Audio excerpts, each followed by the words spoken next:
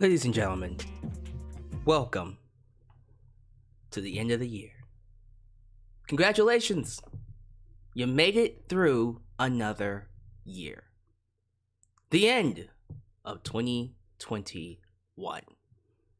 And I am grateful that you're choosing to spend your last few days with me.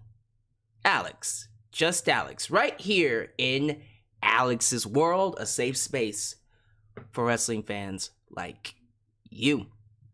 What a year. What a year it's been for wrestling. The good, the bad, the great, the ugly, the amazing, the traumatizing, the sad, and yet still, I'm ending the year feeling pretty good about wrestling. Not so much WWE, but I feel like professional wrestling is on the uptick. It's about to make a return in a big way, a major way, coming into 2022 and hopefully continuing on into the late 2020s, 2030s, 2040s. And leading the charge is All Elite Wrestling. And I'm loving every single second of it. But you are here to get the winners of these lovely, prestigious 2020 Wrestling Awards, which do not involve my opinion. So here's how it's going to work. I have literally asked and surveyed and scoured all over social media the best of the best of the best. I asked you fans, who do you believe is the best in 2021? Who's the best wrestler? Who's the best tag team? Who had the best segment? Who had the best match? What was the best headline?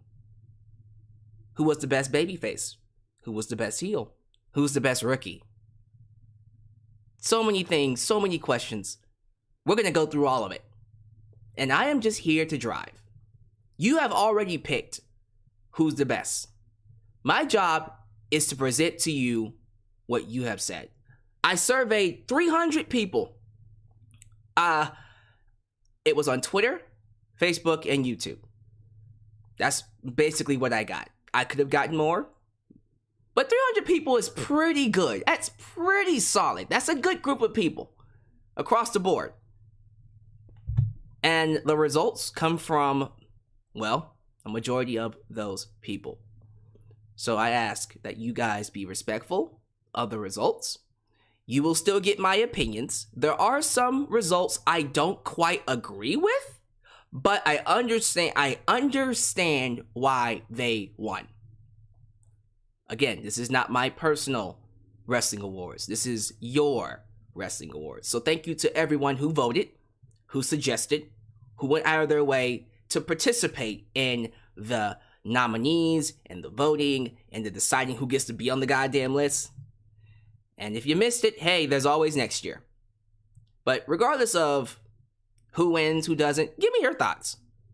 I want to hear who you believe should win these awards and if you agree with the list or not.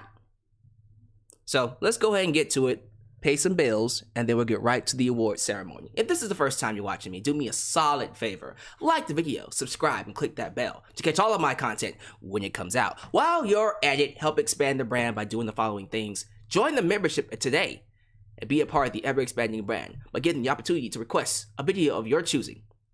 Live reaction, hot topic, or perhaps even a review. You let me know down below. Just click that join button right next to the like button. Also, like me on Facebook, follow me on Twitter at Just Alyx Central. Give me a follow on Instagram and give me a follow on Spotify. Donate using PayPal, Patreon, Cashapp, VENMO, or Super Chats. That's right, Super Chats are officially on. You can donate at any point in time during the broadcast to get your thoughts played live on the air.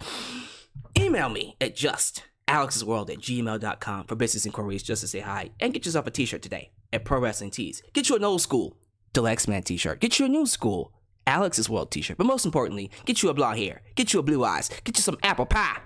America t-shirt made by J Knox Firestar Heart. All of this down below in the description box. Let's get a quick word from our sponsor, and then we'll get to some shoutouts. Today's video is sponsored by Amazon Music Unlimited, featuring 70 million songs and thousands of expert playlists. With Amazon Music Unlimited, you can listen to any song, anytime, anywhere, on all your devices. Smartphone, tablet, PC, Fire TV, and even Amazon Echo. Today, if you sign up using the link getamazonmusic.com, just Alyx, you'll get a 90-day free trial that you can cancel at any time. Following that, you'll be paying a small $7.99 that includes no ads and no interruptions. Take advantage of this opportunity today using getamazonmusic.com, just Alyx, in the description below. All right, ladies and gentlemen, welcome. I'm looking at 100 people strong. That's good. Good to start off with 100 people, and I'm expecting that to get bigger as we get into the award ceremony. So thank you all for being here. Please show some love to the moderators: Ultra, Shadow 97, Firestar Heart, Elias, Demian, Godzilla, Hawk, who helped keep this a safe space for wrestling fans like you. Shout out to the Super Chat champion, nicknamed Mai, who is ending the year as a two-ta Super Chat champion. History making. Well, will he be able to hold it until Royal Rumble? Because if I'm not mistaken, that is the next time he's defending it. Yep, there it is right there.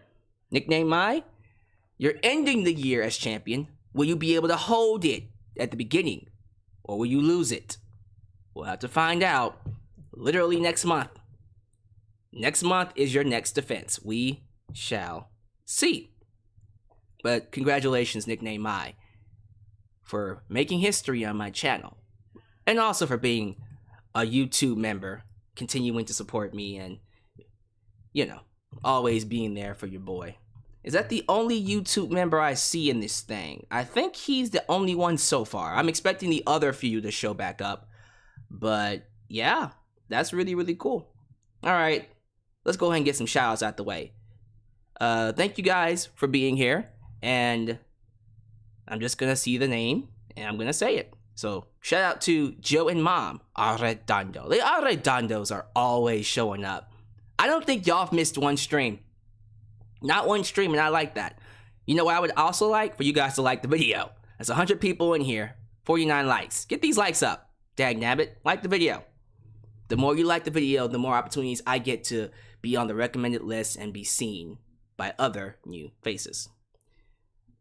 Speaking of new faces, Christopher LaBelle. I think you're new. I don't think I've seen that name before. Otherwise, I would remember. Welcome, Christopher. I hope you stay, and you like what I have to say, and you tune into more live streams. King of Heckle Mundo, Sam 3, Khalil does everything. We also got the Polar Phantasm, Team Forwood, who I haven't seen in a while. Good to have you here, buddy. Ken Rogers.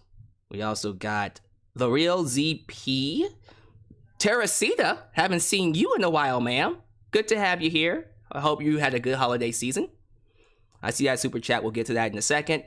Let's see. I want to be sure I don't miss anybody. I think as I go down further, we're going to get new names. Yep, here we go. JoJo.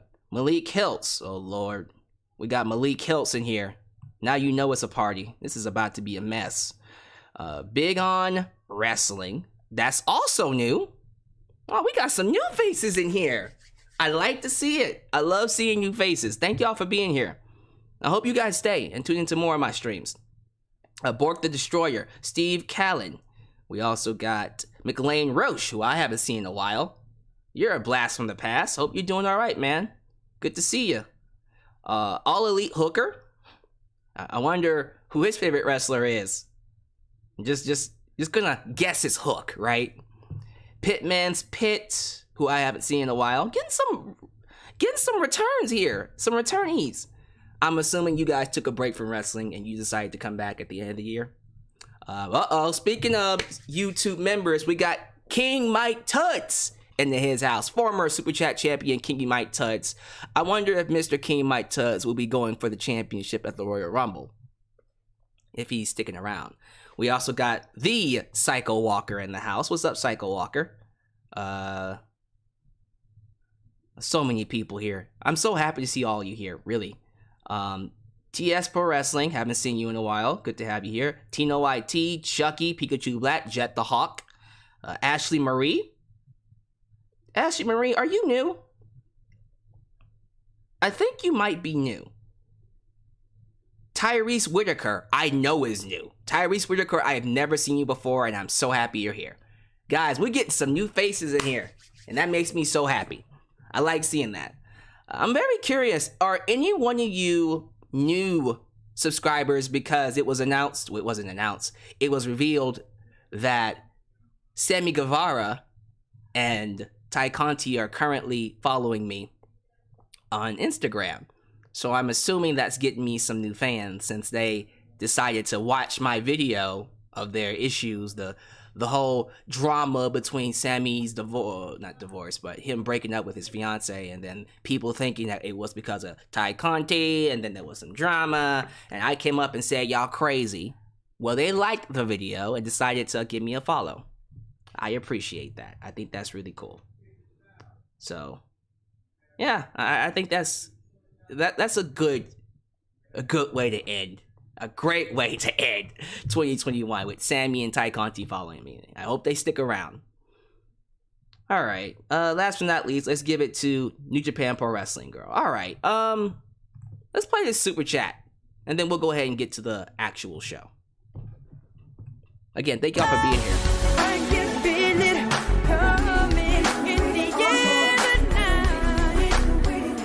Oh, I've been waiting and waiting. WWE be like, who needs COVID tests, right? We can budget cut that, right? Seth just didn't catch COVID, right? See, I read that report from Fightful.com. That was the first time I went, Sean, are we sure this story is correct? And here's why I'm not going to put too much stock into that report. Roman Reigns is immunocompromised, if I'm not mistaken. Basically what that means, if he catches COVID, he has a higher likely chance of dying from it because his system will break down since he has leukemia. So, I doubt WWE is going to be done with testing.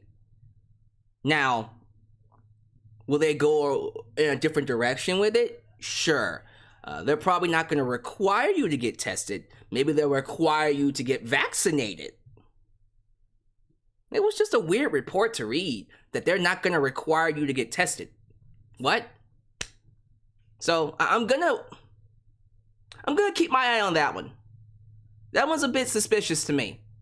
Because I would think a conglomerate like the WWE doesn't want to catch any smoke, especially from the news media, about not requiring wrestlers to get tested / vaccinated. Especially since they're around each other all the fucking time. Like, Seth Rollins apparently revealed he got COVID. On Twitter, he said he got COVID. Meaning, Becky probably has COVID. And well, who was he around? Kevin Owens, Bobby Lashley, Big E. Big E wasn't there at the MGS show this past weekend. So he might have it too. Yeah, and all this happening the week of day one. Good luck. They better be able to deliver Roman Reigns versus Brock Lesnar. I know that for sure. Because if it comes out that Roman has to stay and can't show up because, again, immunocompromised, COVID, and they have to cancel Roman versus Brock, that would suck. That would suck. So we'll see. We'll see how that works out. I'm not going to put too much stock into that one. We're going to see where it goes, but yeah, that's crazy. I don't see why WWE would even go along with that. All right, so once again, 100 people in here live. Be sure you like the video and get these likes up. All right, enough waiting around. Let's get to the award ceremony. Let's get right to it. So, I want to first off thank y'all for being here.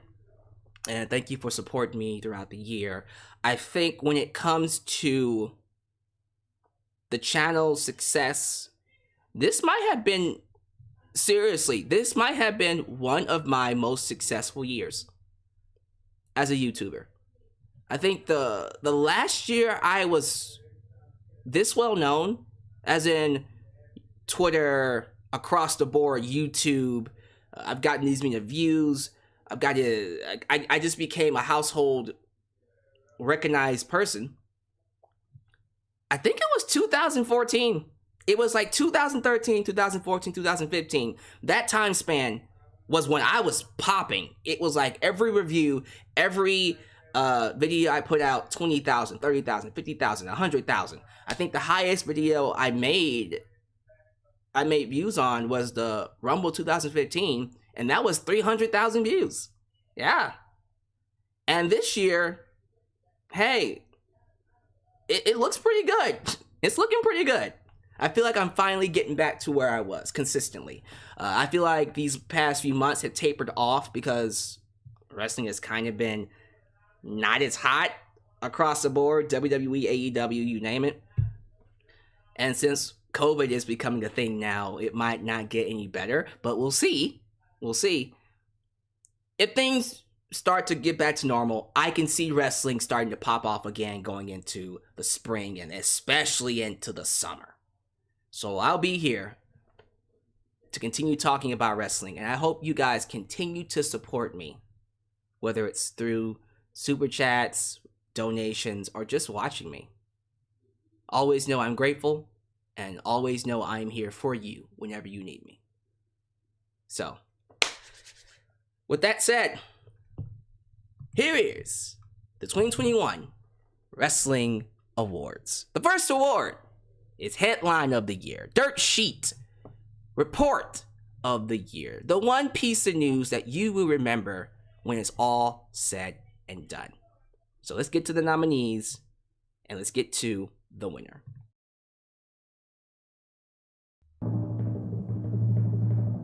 And the winner is CM Punk.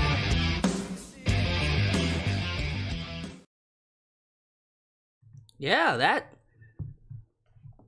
I agree with, actually. Yeah, when I think about 2021 and the one piece of news that is always going to stick out, it's gonna be the return of CM Punk. And this year has been filled with all sorts of craziness. We didn't even touch on the stuff between Becky Lynch and Charlotte Flair backstage. I can easily bring up stuff with what was the craziness with Ronda Rousey attacking fans about why Bray Wyatt got released. It's a lot of drama. So much happened this year. I mean, you look at the nominees. Jon Moxley going to rehab. It was one of those few times, and I have to talk about this. It was one of those few times we as fans came together. Whether you hated WWE or hated AEW or liked both, or hated both, we were all united in supporting Jon Moxley. And that was a very, very special thing. And we need more of that. We weren't so united on NXT coming to an end. And although Shawn Michaels did come out, and respect to Denise Salcedo for getting this interview, he did come out and say, look, it was last minute. It was out of our control. Basically, Vince and the suits came down to NXT and just decided to change everything. Just wipe the slate clean. And Shawn Michaels was put in charge. Triple H got sick. Still don't know if it's a cardiac arrest or just some type of heart issue. But he's off on vacation, recovering. And Shawn's in charge. Shawn Michaels is in charge. And it's a lot for him. And thinking about it, I think that's why he blocked me on Twitter. Because I was one of the main people saying NXT is dead. It will never be the same. And since Shawn is in charge, I don't think that's something he wants to hear. So, yeah. That sucks. regardless, it is what it is. The death of Ring of Honor, and I do say the death of Ring of Honor. They may call it a hiatus, is done. That's sad. I'm not going to sit here and say that I was one of the biggest supporters of Ring of Honor. I haven't really watched it since Kevin Steen left, if I'm being honest with you. Still, it does suck to see a promotion with such lineage. A promotion that introduced CM Punk, Bryan Danielson, Adam Cole, many, many, many others. Even Sami Zayn, El Generico, Kevin Steen. That just sucks. The one piece of news I thought was going to win, if not CM Punk, were the 80 releases. The 80 plus releases from WWE this year still boggles my mind. And it boggles my mind that they had the balls to say it was because of budget cuts. Budget cuts. Budget cuts.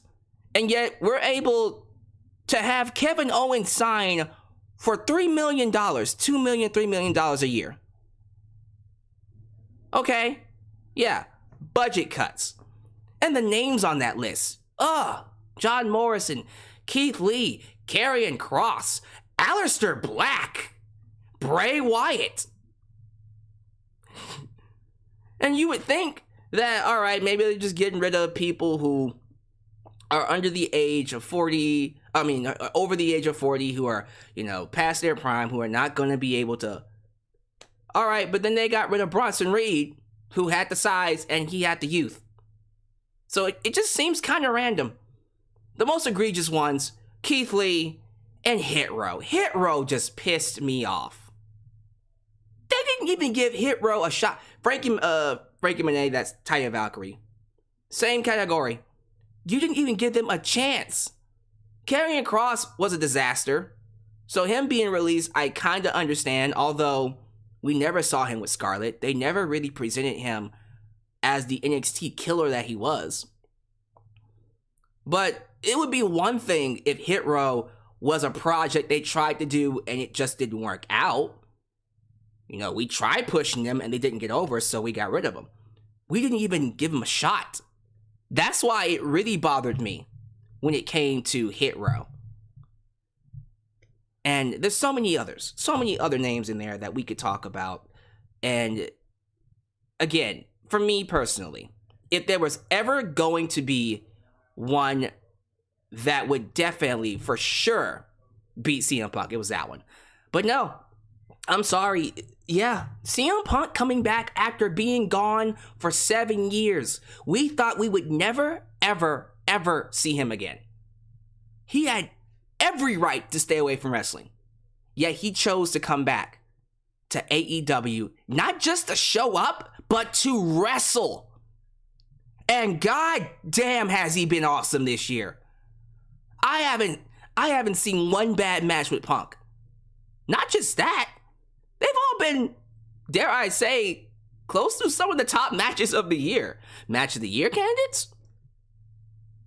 Oh, not quite. But damn, his match with Eddie Kingston, outstanding. His match with Darby Allin, outstanding. That triple threat match with Sting and Darby Allin taking on MJF and FTR, freaking great. He has been on fire. So this is amazing. This is such a good moment to have. And even now, I went back and watched it. His return, it still holds up. It still holds up. Hopefully, I'll get another chance to talk about it again. But for sure, when I think about 2021, I am going to always remember it being the year CM Punk came back to wrestling. I agree with this pick. I agree with this category. You guys really came through on this. So next up is Breakout Star of the Year. This one was a bit divisive, but overall, I think y'all might like the result. So let's get to it. Here are the nominees for Breakout Star and the winner for Breakout Star. And the winner is Dr. Britt Baker.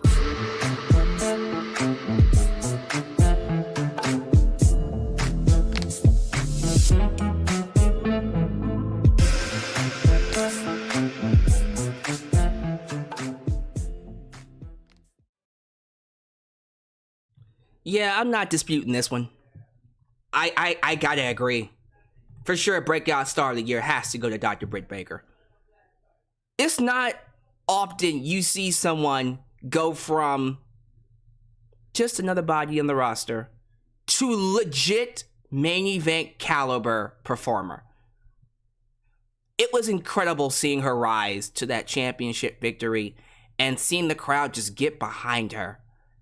And ever since she won the title, she has done nothing but elevate the division around her. Everybody, from Reba, Rebel, to all of her opponents. She's had great matches with pretty much everyone she's fought. And yeah, they treat her like a main event player, as she should be. I love her. Britt Baker, for sure, without question, deserves Breakout Star of the Year. But I do want to quickly touch on the nominees. There's a lot of people who feel like Dante Martin is a rookie candidate. First off, y'all don't know how long he's been wrestling. He ain't no rookie. Him or Darius Martin, Top Flight. They both been wrestling for a while. They ain't rookies. You just haven't seen them a lot. Regardless, yeah, Dante Martin was a close one. Y'all had people fighting for him. Although, I feel like we have yet to see him reach his full potential. Perhaps the only bright spot on NXT 2.0 right now is indeed Braun Breaker. Love what they're doing with him. I hate that name. They should call him Rex Steiner, for sure. But whatever. Braun Breaker. He's going to make it work. He has that it factor. Just from me watching him a couple of times, yeah. That's someone I think if they ever get an opportunity, they should just run with. Run with Braun Breaker. He has everything you can hope for. Bianca Belair,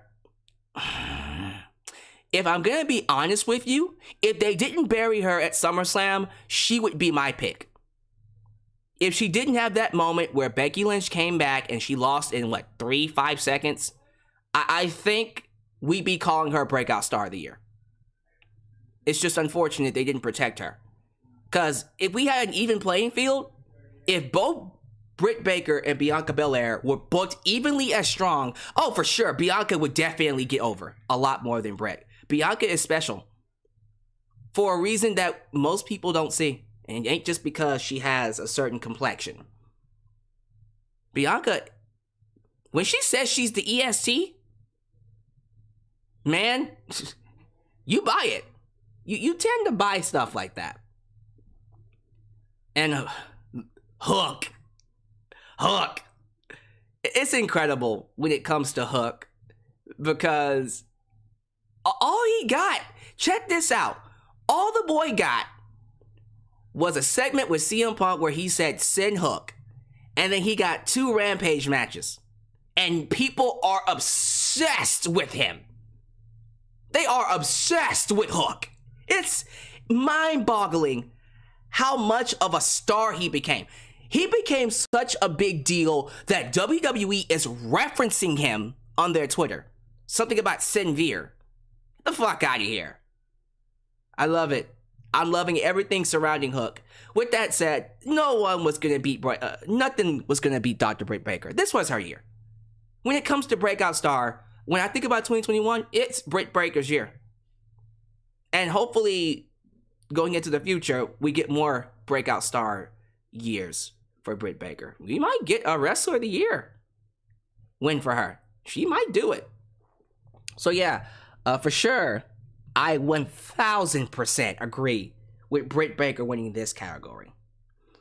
For the record, I see we have 120 people here, but only 72 likes. Get these likes up, y'all. Get these likes up. And yes, they did tweet send Veer. Fuck out of here. We should send someone to get Veer. That boy's been coming for 10 weeks now. That's what we should be sending. Someone to get Veer. Because no one knows where the fuck he is. Before I move on, I would be remiss to not mention Britt Baker versus Thunder Rosa. That lights out match. Oh my goodness. I am not exaggerating when I say that lights out match between her and Thunder Rosa is easily one of the best female matches I have ever seen. I went back and watched it. It gets better. You ever just watch a match and then the next time you watch it, you catch something that you didn't catch the first time? Like, I do that every time when I watch that match. Thunder Rosa and Britt Baker, I cannot wait for them to have a rematch. You know it's happening next year. If anything else, I think Thunder Rosa's going to end her. Yeah, I do think Thunder Rosa is definitely going to end her reign. But I cannot wait for them to have a rematch. Jesus Christ, what a year for Britt Baker. Most importantly, she stole... I love this tweet from her. I wonder if I can find it. I need to find this tweet that she posted not that long ago. And I just fucking died. Like, everything about Britt say that 5 times. Britt Baker. Everything about Britt Baker has improved, from her microphone skills to the way she carries herself, all the way down to her Twitter game. Her Twitter game has been fire. I just got to look for it really quickly, because she made a statement that I saw that was freaking amazing, and I got to look for it. I'm going to find it in a second. But yeah, y'all tell me down below how you feel about Britt Baker. I might have to come back to it, because it was a while ago. Oh, fuck. Alright, I might have to just come back to it. I don't want to keep y'all waiting too long. Alright, if I ever find it, we'll revisit it later on. So, yeah, man, Britt is amazing. And I think someone like Britt Baker is well deserving of everything she has coming to her. Alright, so that was Breakout Star of the Year. Let's go to, is it Most Improved or Rookie? Most Improved of the Year. This one was a bit rocky, but I think I'm okay with the result. You'll see. So let's get to it. Here's 2021's Most Improved Wrestler of the Year. And the winner is Liv Morgan.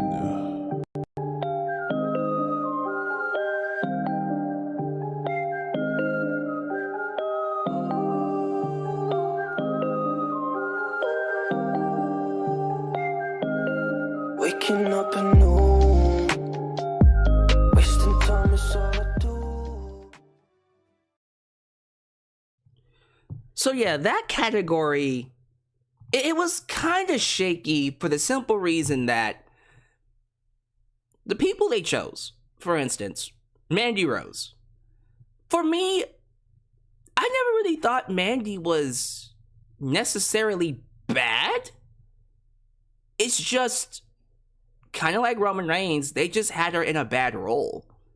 On the main roster, she was just another body. She was just yet another blonde hair, blue eyes, apple pie. America! Basically, that's what she was. And then she went to NXT and became a bombshell. And what they're doing with Toxic Attraction, I fucking love it. Like, to me, when I think about NXT 2.0, I think about 2 things. Braun Breaker, Toxic Attraction. And, you know, Carmelo Hayes is cool. There's a couple of good talents on there that I'm not going to overlook. But the ones that stand out, Toxic Attraction and Braun Breaker. And I do love that she was able to revitalize her career very similarly to Finn Balor. Not exactly like Finn Balor, but similarly. Apollo Crews, him going heel and going full Wakanda on us. It took me a while to grow into it, but I grew into it. I actually like him being Mr. Wakanda and having his own muscle. Yeah, I just wish they knew what to do with him. I'm digging the character. They just don't know how to use him. Now he's on Raw competing for the US title? Alright, we'll see how that goes. I hope he wins it and makes it the Nigerian title. Be really, really nice, in my personal opinion. But, yeah, when it comes down to it, Liv has shown massive improvements this year. Does she still have things to work on? For sure. For sure. I'm not gonna pretend that she's already great. No, she is not. I saw those promos she's been cutting on Raw. They're garbage. Very wooden. She sucks at scripted promos. But when you look back on where she was at the beginning of the year, because keep this in mind, Ruby Riott, who also got released by WWE, her and Ruby weren't getting nothing. No TV time. They were backstage not doing a goddamn thing. This woman was smart enough to use her social media to get some attention on herself, Twitter and YouTube. And next thing you know, I'm seeing her all over the place. SmackDown, she got a lot of attention on SmackDown. And then she came to Raw, and she's been featured very strongly, and she ended the year in a title feud with Becky Lynch. So I consider that major improvement. Is she perfect? Absolutely not. Do I see her eventually getting to a point where I can say, yeah, she's a legit player? Yes. Absolutely. I think, my personal opinion, I think Liv Morgan is good. She's good. She's not great. She's not outstanding. She's not going to change the wrestling world. But for me, when you look at what she's done, the matches she's had, the feuds, I seriously cannot disagree with this pick. Again, this is a good pick.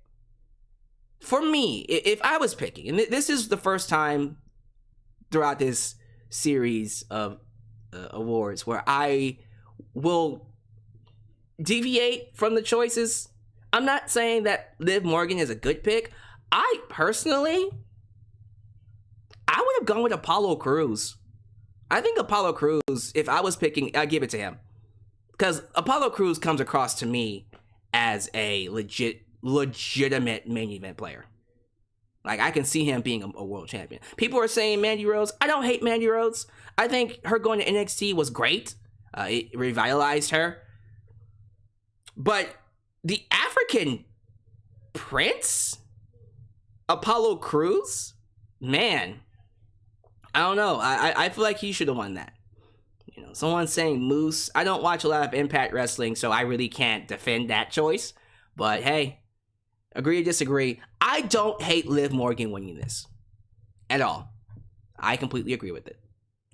All right, so once again, we got 130 people watching me live. Let's get these likes up. Get them likes up, ladies and gentlemen. The more you like the video, the more chances I get to appeal to a wider, brighter, broader audience. Let's keep going. Let me see what's next. I think Rookie of the Year is next. Oh boy. I think this is the award many of y'all have been waiting for. So let's get to it. Here's Rookie of the Year. And the winner is Hook. Started out with half and I flipped it in a double. Started out with half and I flipped it in a double. Said time again we gotta go. Take on then I dash away from hope. Yeah. I know. Yeah. Yada, yada, yada. Hook is awesome. Send Hook. I'm with it. I love it. I love the attention he's getting. I love the fact that he no-sold a pile driver, got his ass up, and still kicked someone's ass. They are going full Goldberg with Hook. Good. Do it. Go all the way with him. And I hope he beats Cody Rhodes. for the TNT title. That would be so awesome, by the way, since he trained under Cody. How awesome would it be if he was the one to beat Cody? Listen to me. The Hook party, what are we calling ourselves? Hookers? Man, I'm here to ride the train all the way through. I'm on board with Hook. This boy is legit. From And I've only seen 2 matches of his. I'm pretty sure he's had, I guarantee you, he's had multiple matches way before this. Because there's no way you could look that good and you literally just started wrestling for the first time. Fuck off. Hell no. I refuse to believe those first 2 matches were the first time he ever wrestled. I refuse to believe it. He's been doing this for a while. We just don't know about it. But he's legit, man. He's just like his daddy. Just like Taz. It's incredible how well he executes the moves, how well he sells and no sells, his demeanor, the way he carries himself, and just the way he just reacts to the audience. Sorry, no disrespect to Braun Breaker. Love him. I think he is someone that can definitely become a main event player in WWE. No disrespect to Jay Cargill, who I absolutely adore. That, by the way, complete sweetheart. I talked to her on Twitter. I messaged her. We had a back and forth. Sweetheart. More sensitive than you think. But sweetheart. The star is the limit. The sky. The sky is the limit. Whatever she wants to do, all she has to do is put her mind to it and she'll be able to accomplish it. For sure. You can sit here all day and give me all kind of rookies. You can tell me this, you can tell me that. It's the hook era. It's the era of the hooks. And consider me a hooker. That sounded dirty as fuck, but too bad. I'm going with it. I'll be the biggest hooker in wrestling. I better shut the fuck up. You know what I'm trying to say. You know what I'm trying to say. But yeah, for sure. For sure, I am all in with Hook. Go all the way with them. Turn him into Goldberg for all I care. Now, someone gave me another comparison, which I appreciate. Psycho Walker says, don't compare him to Goldberg, compare him to Shibata. Katsuyori Shibata? Okay. I'm feeling that. I'll go with that. So, yeah. Who here is a hooker? Where my hookers at? Jesus Christ.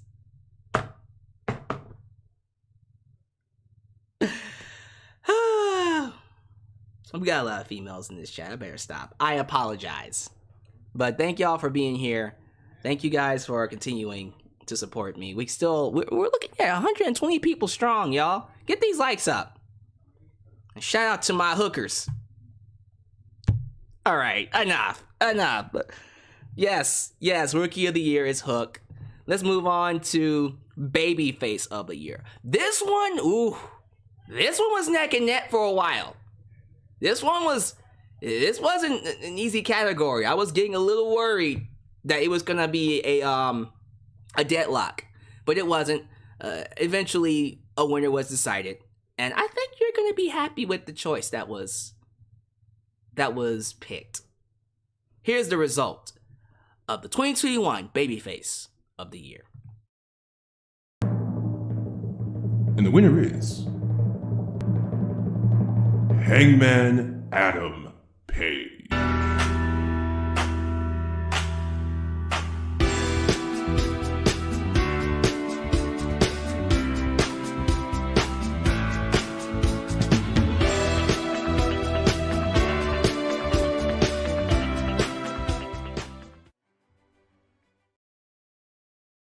Yeah, I think we nailed this one. Hangman Adam Page as the Babyface of the Year for sure. Oh, absolutely. Even though he didn't necessarily get the biggest pop, because that goes to CM Punk, but throughout the entire year, he's been getting monster pops in every city. Every city. CM Punk got booed in New York. No one booed Hangman Page. So yeah, I think if you put CM Punk in the ring with Hangman Page, they will boo CM Punk. I can guarantee you that. And that is going to happen. That will happen next year. Punk will get booed. And it will be deserved. Because, think about it. Punk, who's straight edge, Hangman Page, who's the furthest thing from straight edge. Oh, that's going to be a great feud. Anyways, I mean, you look at the rest of the list. I love Edge. I really do, but there was that first part of 2021 when the crowd, when people were kind of turning on him just a little bit. Listen, don't think I haven't forgotten how y'all treated him when he won the Rumble. Everyone wants to sit here and be like, oh yeah, everybody loves Edge. When he won the Rumble, people were not happy about that. And I think it took people a while to get over it, but when they did, oh my God, did they fall back in love with him. The feud with him and Roman was spectacular. And even the WrestleMania match with him, Daniel Bryan, and Roman was a classic. One of the best WrestleMania matches I've ever seen. Seriously. It was a great year for Edge. Then you got Big E. Man. God damn. Here's what upsets me about Big E. While I agree, it's been perhaps one of the best years of his career. Perhaps. I still feel like, me personally, him cashing in on Bobby Lashley was a mistake. He should have cashed in on Roman.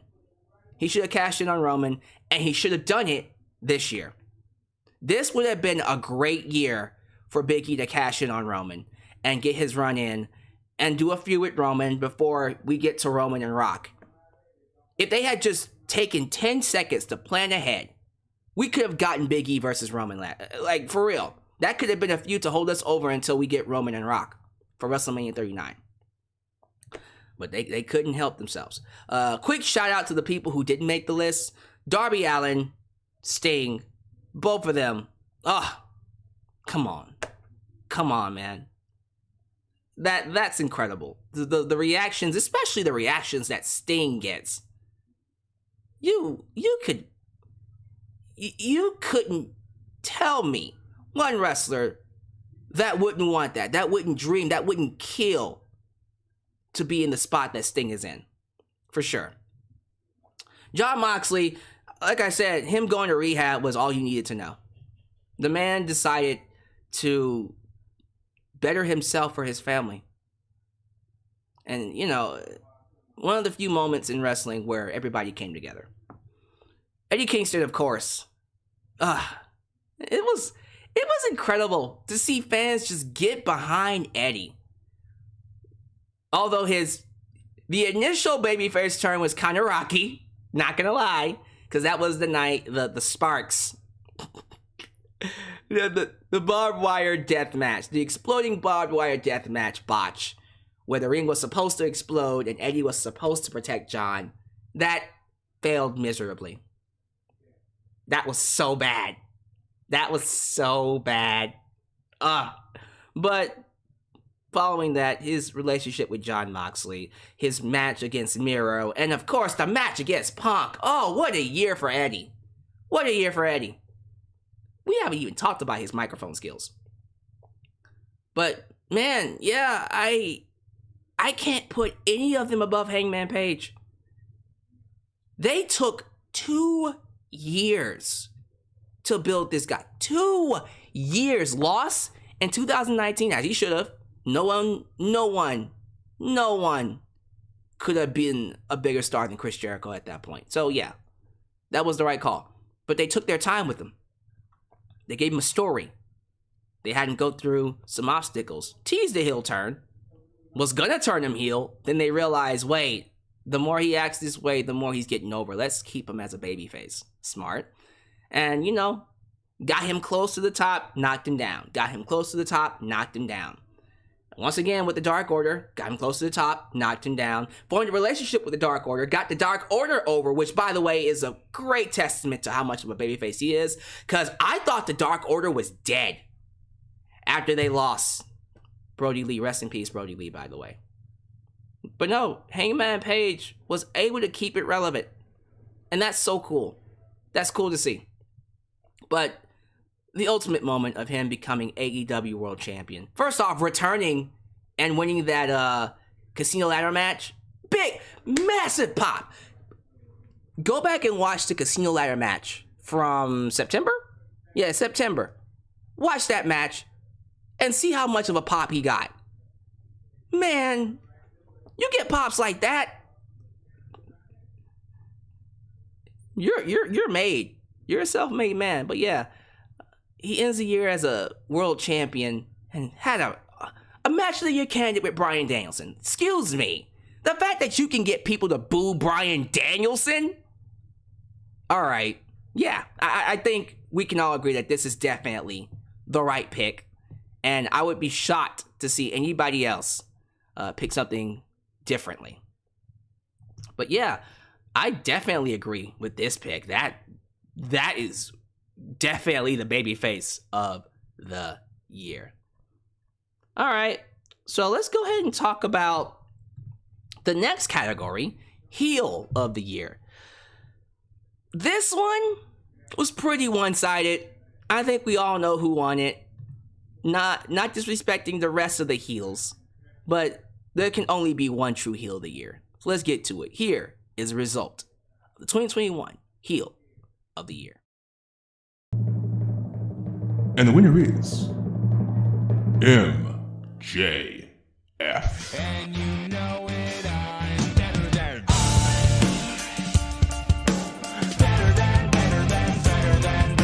you. And you know it, I'm never dropping you, honestly, no one stop. I'm a better than you. That song goes hard, y'all. Shout out to the men who made it. But yeah, nothing was gonna beat MJF. What a year for him. This has been quite the year, and here's what's crazy about MJF. He's only wrestled 6 times? 6, 5, 7 times?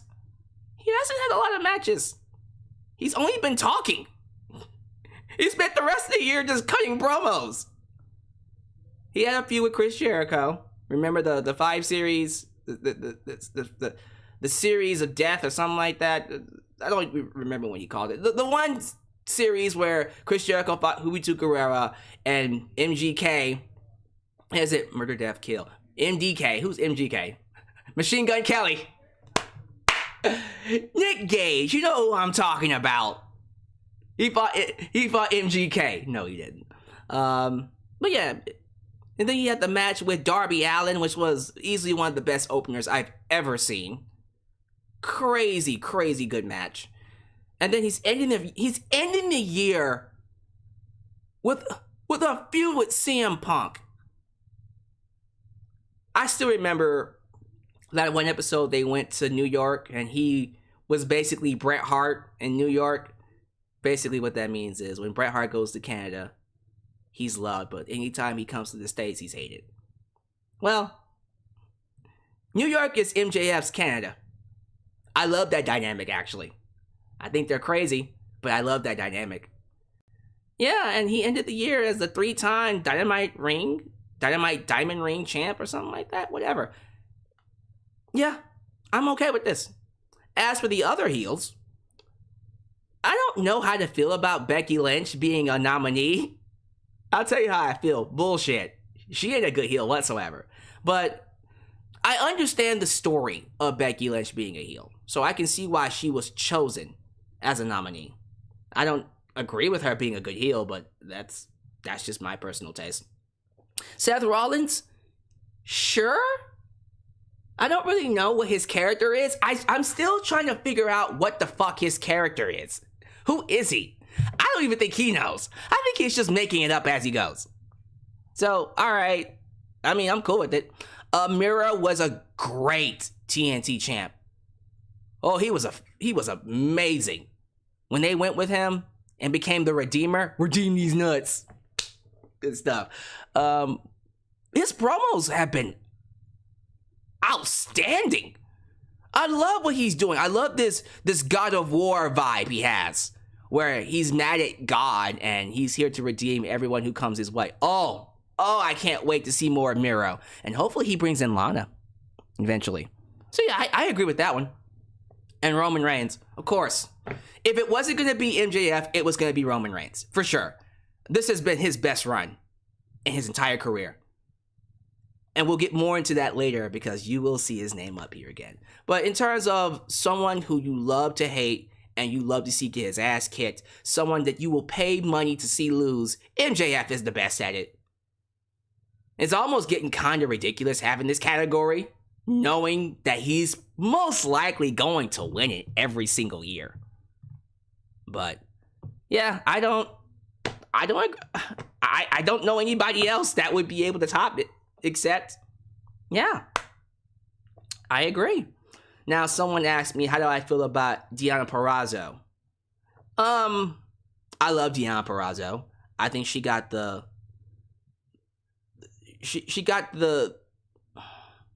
wrong end of the shaft. I'm just gonna say it. She was treated like shit in NXT. They did not give her a shot.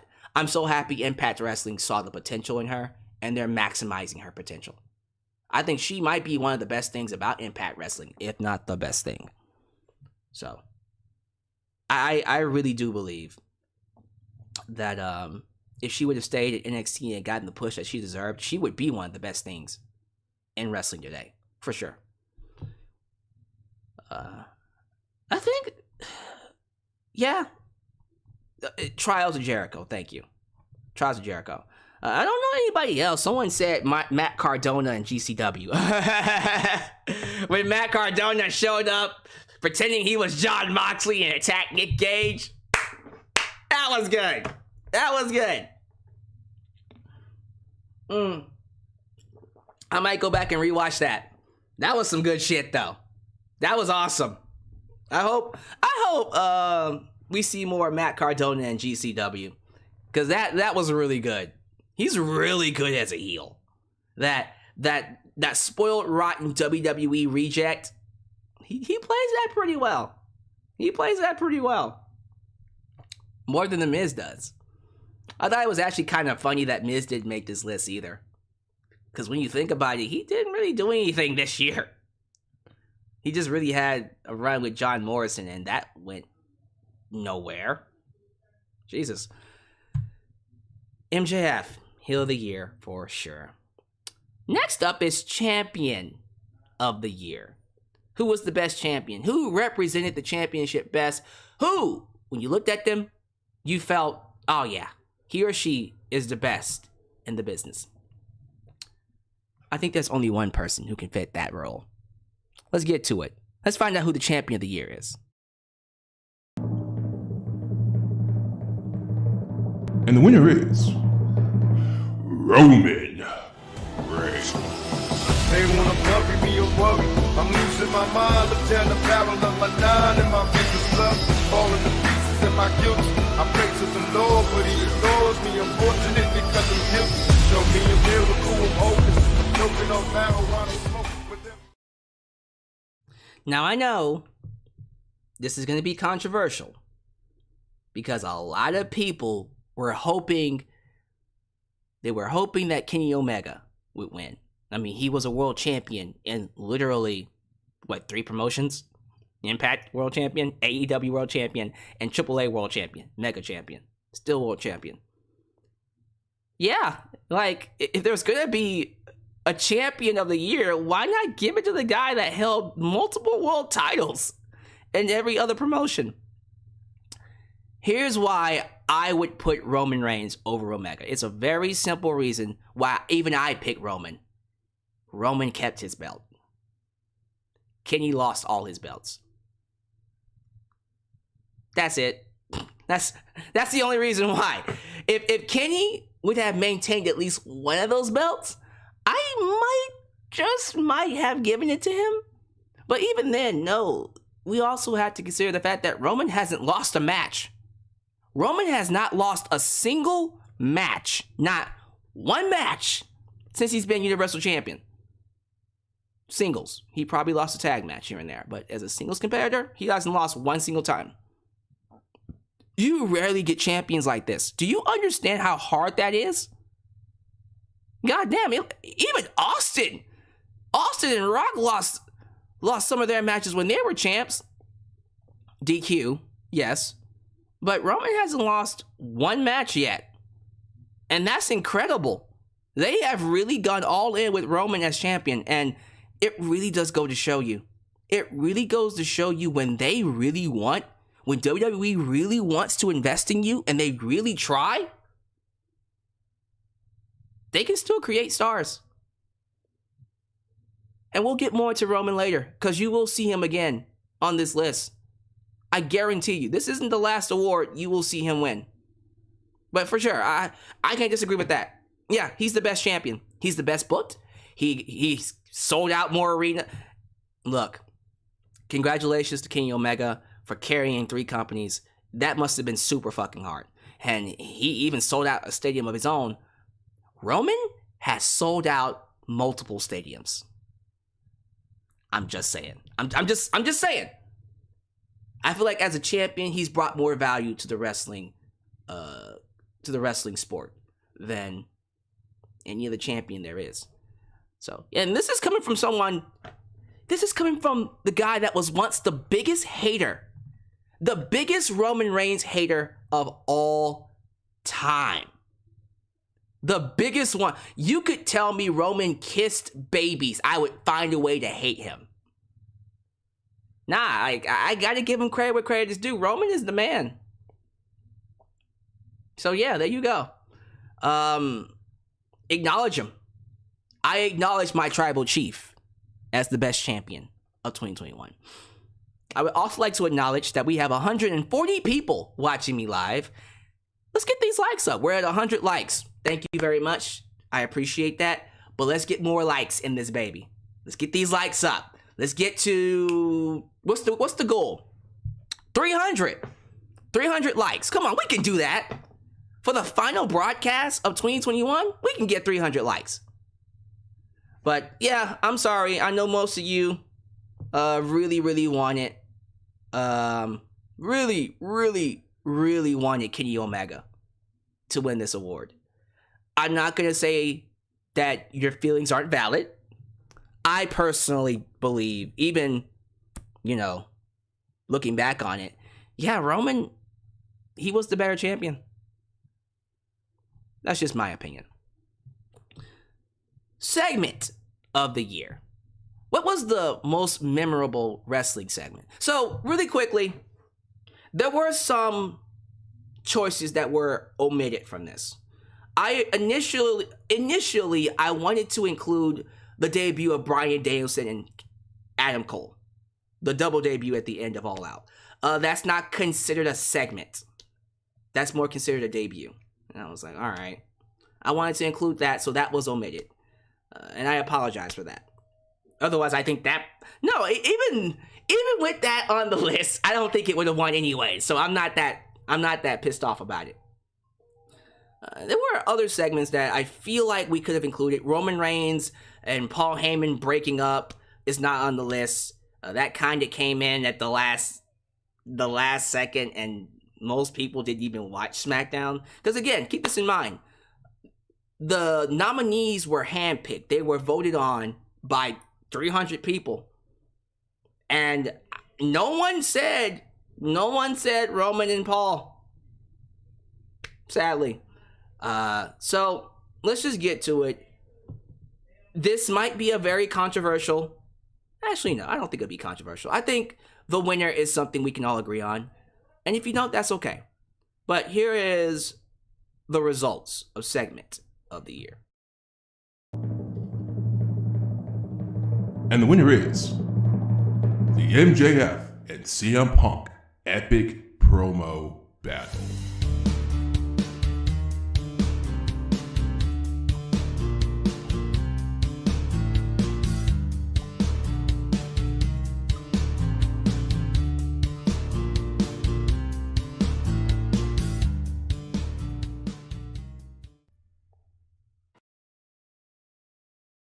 Okay, so keep this in mind.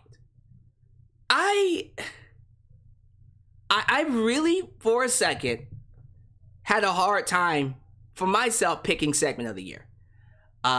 First off, all 4 of them, the ones that were the nominees, 1000% agree.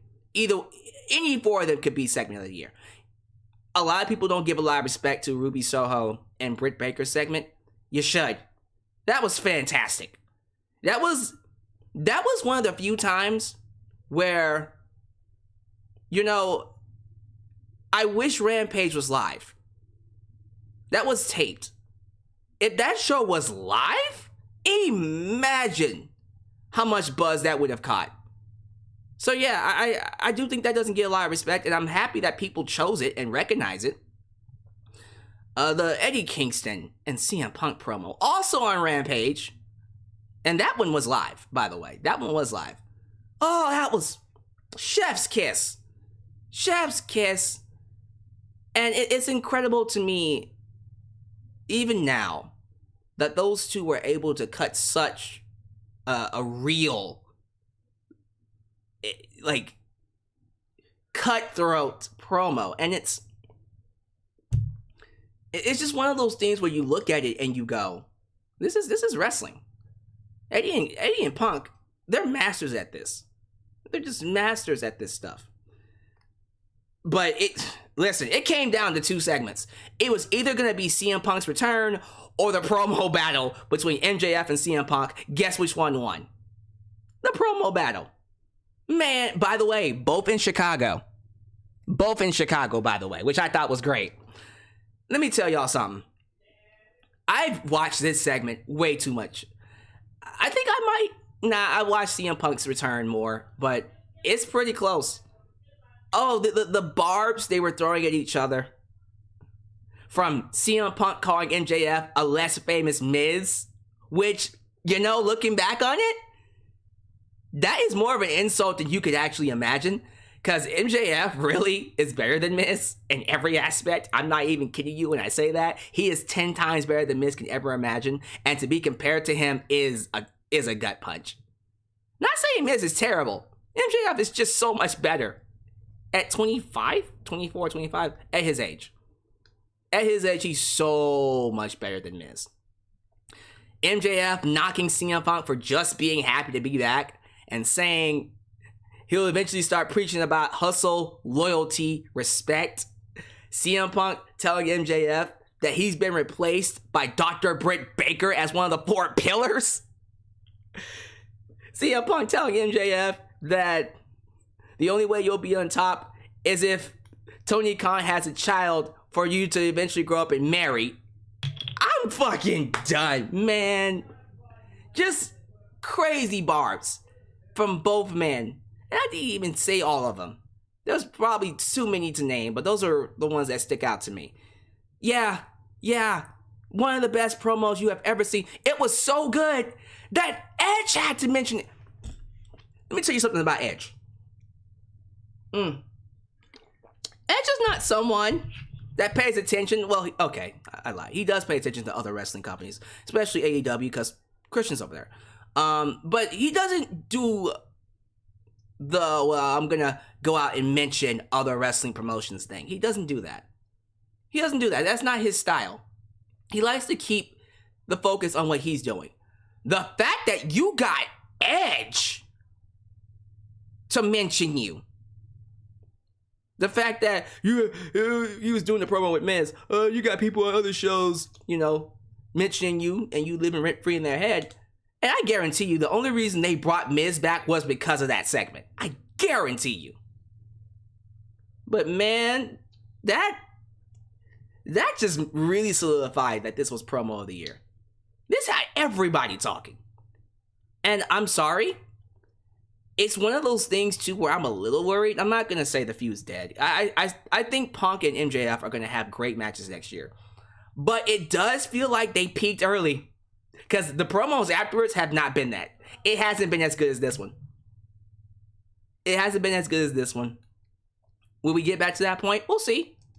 But this was the promo where people finally woke the fuck up to CM Punk. Because so many people were like, oh my god, he's not doing anything. Oh my god, he's just happy to be here. Oh my god, CM Punk's not, he's not what he used to be. Oh my god, he's like John Cena. And then this promo, well, it was Eddie Kingston's promo that made them go, okay. But it was this promo that made them realize, oh, okay, so Punk is actually back. I'm like, he's always been back. Yeah, absolutely. Promo of the year, segment of the year. I shudder to think anything else outside of this or the return of Punk could top it. So yeah, for sure. Absolutely 1000%. This is the promo of the year. I see that super chat just lingering. Let me play this super chat and then we'll get to the next category. I can feel it coming in the air tonight. Oh Lord, I've been waiting. The last time we had a triple world champion was Luthez. Yep. That's the level Kenny Omega is on. Absolutely. Absolutely. I'm not even saying that Kenny Omega doesn't deserve to be recognized for what he did at all. That's not what I'm arguing here. I'll put it to you this way. If Luthez is Kenny Omega, Roman Reigns is Bruno Sammartino. That's all I'm gonna say. That's all I'm gonna say. You can disagree with me however you want. But again, I agree with Roman being champion of the year. You disagree? Disagree. All right, let's move on. Next up is Commentator of the Year. You know what? I'm just gonna play the vignette and let y'all see. Cause some of you will like it, some of you won't. But it is what it is. Here is the Commentator of the Year. And the winner is Pat McAfee.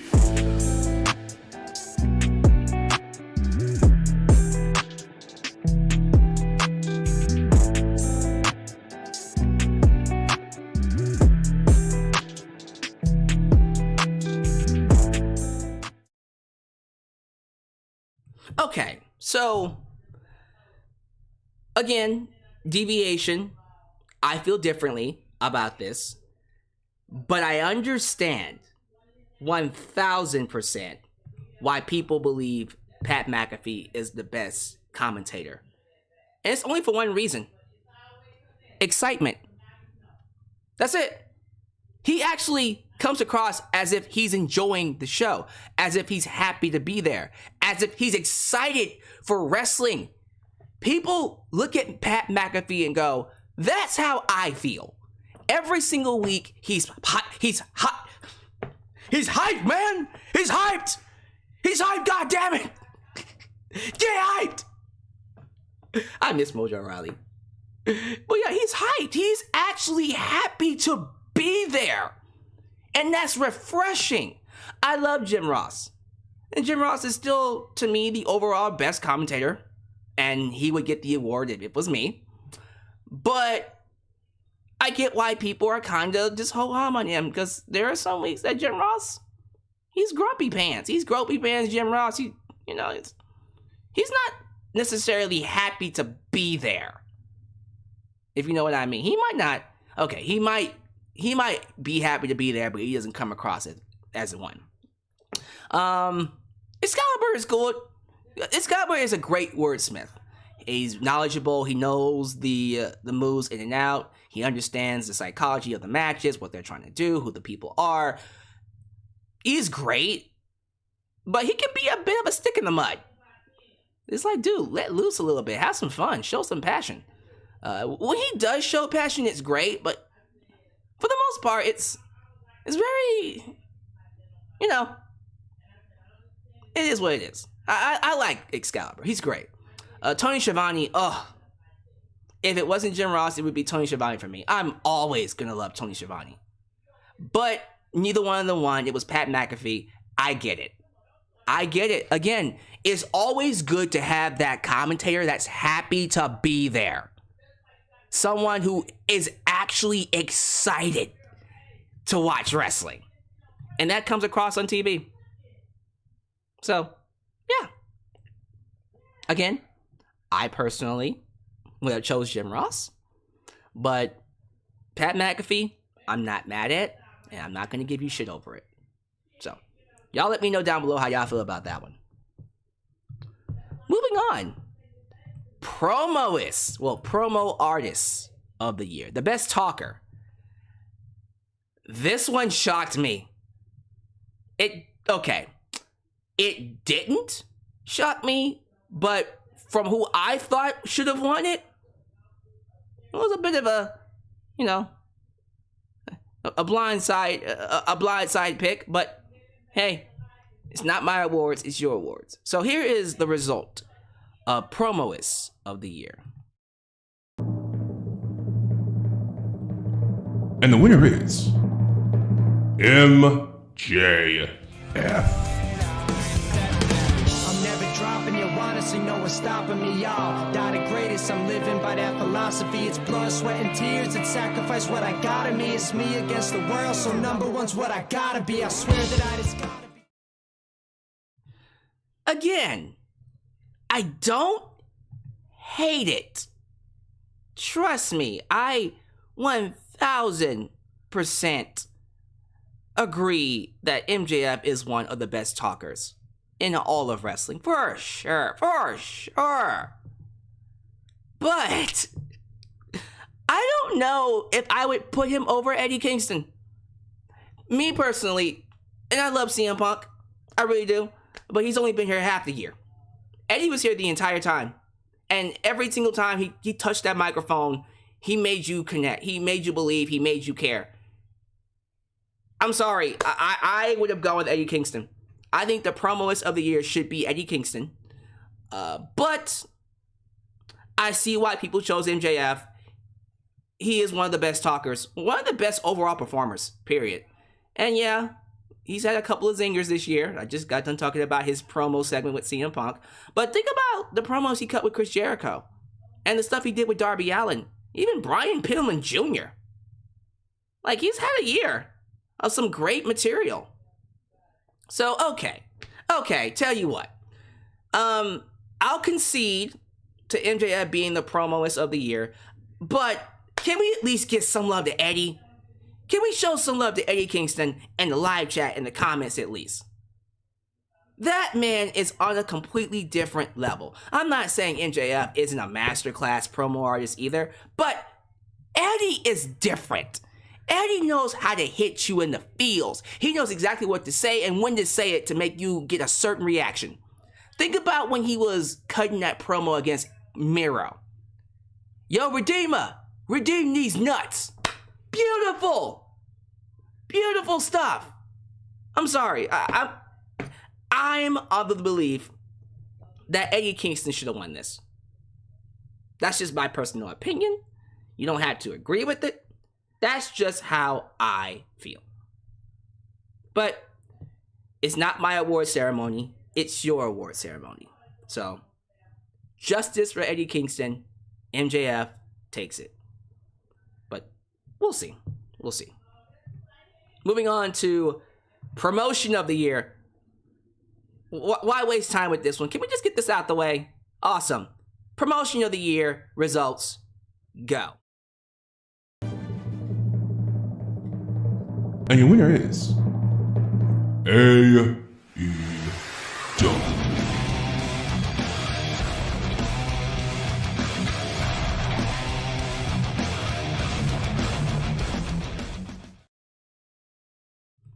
AEW, AEW, AEW, AEW. What a year it's been for AEW. Jesus Christ almighty. You brought in CM Punk, which, by the way, any other year, if they didn't do anything else, any other year, they would win Promotion of the Year for that alone. For that alone. But not even just that. They sold out Arthur Ashe Stadium, and even, I'm not making this up, sold more tickets than WWE in the latter half of 2021. They sold more tickets than WWE in the latter half. Incredible. I mean, look at the shows. They're packing out their arenas and WWE isn't. So on top of all that, then you bring in Malachi Black, Aleister Black, Andrade, Bryan Danielson, Adam Cole. The list just keeps going on. Ruby Soho. I'm pretty sure there are other ones that they brought in that I'm just blanking on right now. All these new faces that we're seeing with Hook, who's trending right now, just a trendsetter. My goodness. Even the stuff with Nick Gage. After that Dark Side of the Ring special, they brought him in to have a match against Chris Jericho. That was freaking awesome. Got the return of Juventud Guerrera. Storylines, payoffs, the feud between Kenny Omega and Adam Page, 2 years. Oh my goodness. It's undisputed. No pun intended. Yes, Kyle O'Reilly too. It is undisputed. And Babyface. It is undisputed who the promotion of the year is. Now, let's show some love to New Japan Pro Wrestling though. Not a lot of people showed it much love. I understand that it's been completely bastardized because of the pandemic. COVID just completely ran rampant up there. And they lost their world champion, Will Ospreay, due to an injury. Although I still feel a little bit... No, I'm still very pissed off that they took the title off of Kota Ibushi. But, you know, Shingo was alright. I think it's time we give Okada the belt back, though. It's time for Okada to be champ. Yeah, like, don't fall asleep on New Japan Pro Wrestling. Also, I'm pretty sure if I don't talk about it, John and Ashton will eat my ass. That sounded fucking dirty. But you know what I'm trying to say. They would give me hell. Stardom. Utami is a boss-ass bitch. And Sayuri. Both of them are great. I fell in love with those two immediately when I saw them. So thank you to John and Ashton for getting me into Stardom. I see that they're getting some recognition now. I think Dave Meltzer gave was it Utami versus Sayuri?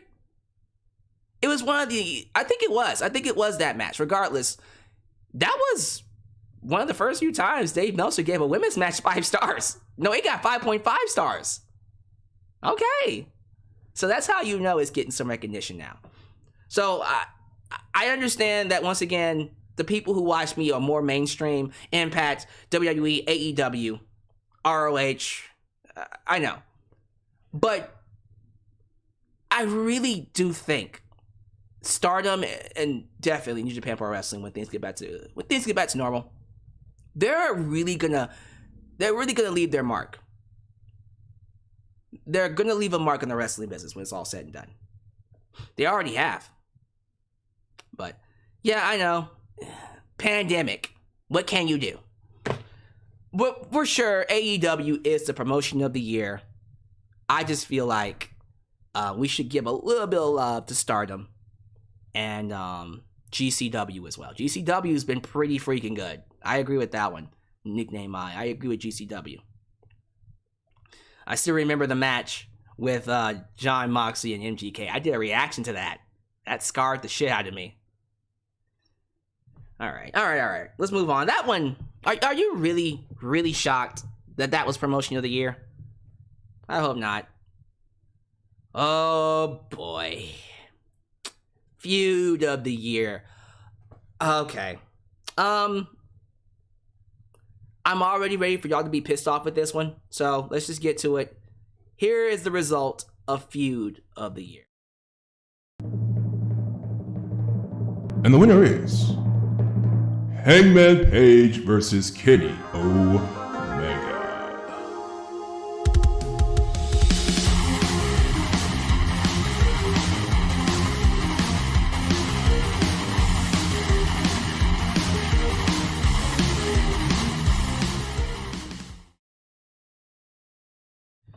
I hear the people right now. But Alyx, Seth and Edge had some of the best matches throughout the year. And that's not fair. Omega and Page had 2 years of build. That doesn't count, blah, blah, blah, blah, yada, yada, yada. Look, once again, I didn't make the list. But even with that mindset, I agree. Yes, I'm sorry. I know a lot of you voted for Edge versus Seth Rollins. And listen, a great feud, without question. Edge and Seth Rollins tore it up. Easily one of the best things when it comes to WWE. However, I'm sorry. How the fuck can you beat 2 years? 2 years of build. Omega and Adam Page had 2 years of animosity, of story, and then they added it onto this year, leading up to one of the best matches all year at Full Gear. From the breakup of the Elite with them being tag team champions. Yeah, okay, I get it. Oh my god, it's not fair. It had 2 years. I don't give a shit whether it was 1 month or a year. When it comes down to it, when I think about 2021, I'm gonna think about the fact that we had a feud that had 2 years of hype blow off with a championship victory for Hangman Page. Sorry. I know. And I know people are gonna have a dispute about that. Have at it. Cause I'm not gonna waste my time. Okay, just accept the fact that people believe that this is the best feud. If you want to say Edge and Rollins, go for it. Have at it. I know some people were upset that Sasha Banks and Bianca Belair didn't get it because they won an ESPY. Hey, look, I love them as well. I thought in terms of WrestleMania, they stole the show. They stole the show for me. Kinda. Roman, Bryan, and Edge had another classic. But for the most part, when I think about WrestleMania 37, I think about the 2 women who main evented WrestleMania, the first 2 all black female wrestlers to main event WrestleMania. So I completely, 1000% understand you not being happy about them winning.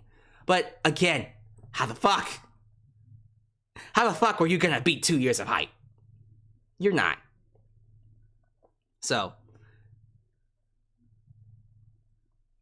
someone told me the match won an ESPY, not the feud. Shut up. You know what I'm trying to say.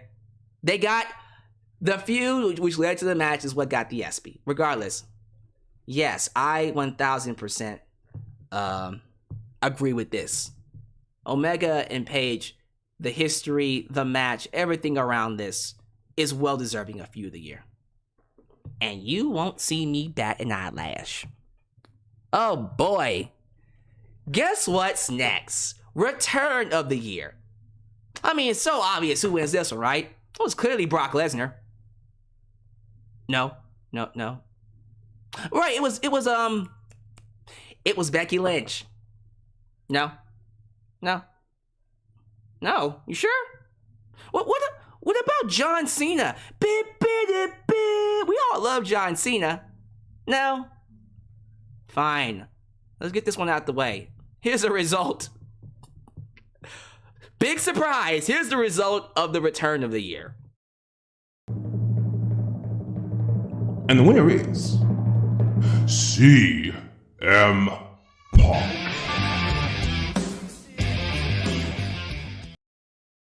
Damn it, I wanted Miz to win.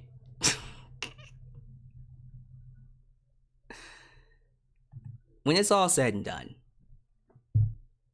you're never gonna see a return as big and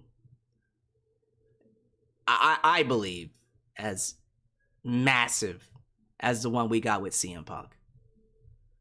I think, and after watching it 10,000 times, that might go down in history. His return to wrestling in August, the first dance in Chicago, that might go down in history as the greatest return I have ever seen. And I've seen Austin return. I've seen The Rock return. I've seen Mick Foley's return. I've seen the best of all best returns. Triple H return in 2002. I've seen them all.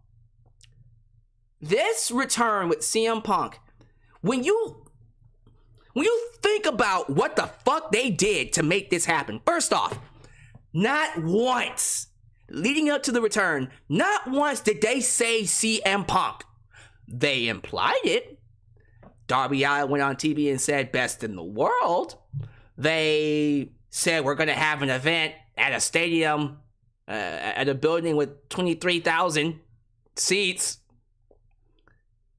we're not gonna mention CM Punk. No. We're not gonna mention CM Punk. We're just gonna have an event called The First Dance in Chicago. We're not gonna say anything. The entire hype for his return was based on speculation and rumors. That's it. I believe they got in trouble. They actually got in trouble for that. Because their bosses said, don't do that no more. Next time, let us know if you got someone coming in. I'm happy they didn't tell us. I'm happy they implied it.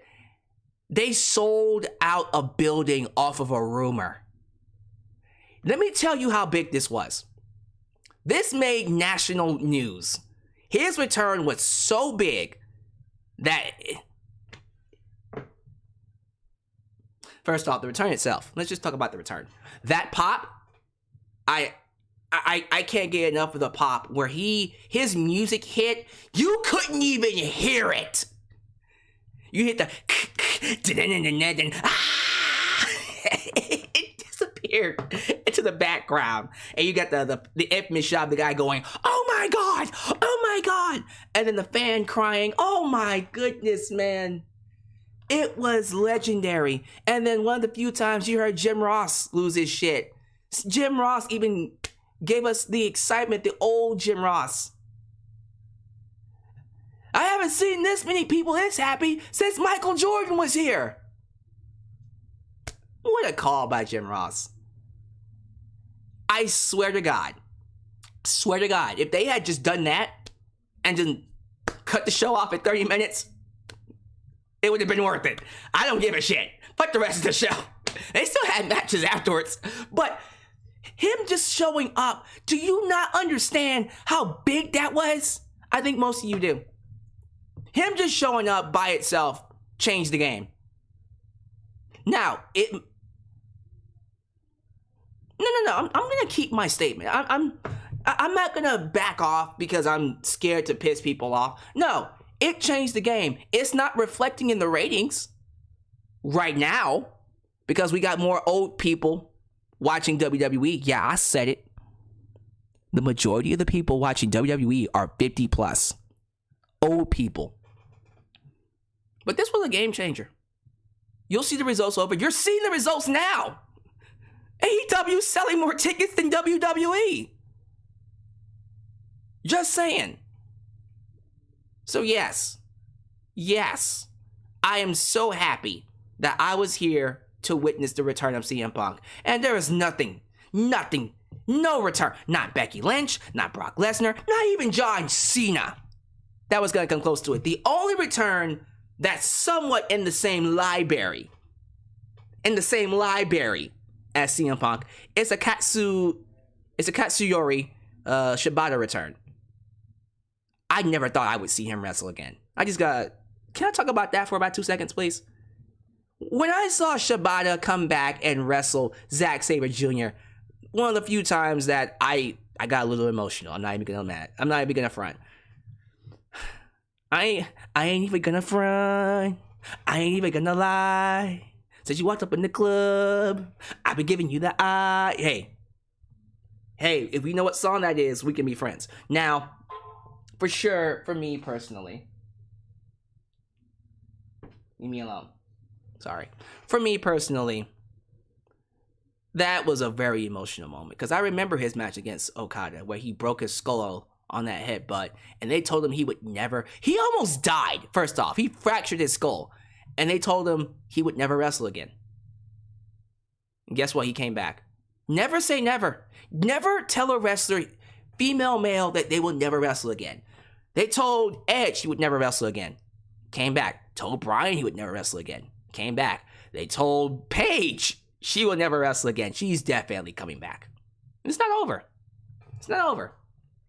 So outside of that, possibly beating Punk, nothing comes close. Return of the year is CM Punk. Undisputed. Pay-per-view of the year. This one, it was a bit of a landslide. I think you all know what the show of the year was. Although there were a few that competed against it, we know what really won. Let's get to it. Here are the results of show pay-per-view of the year. And the winner is AEW All Out 2021.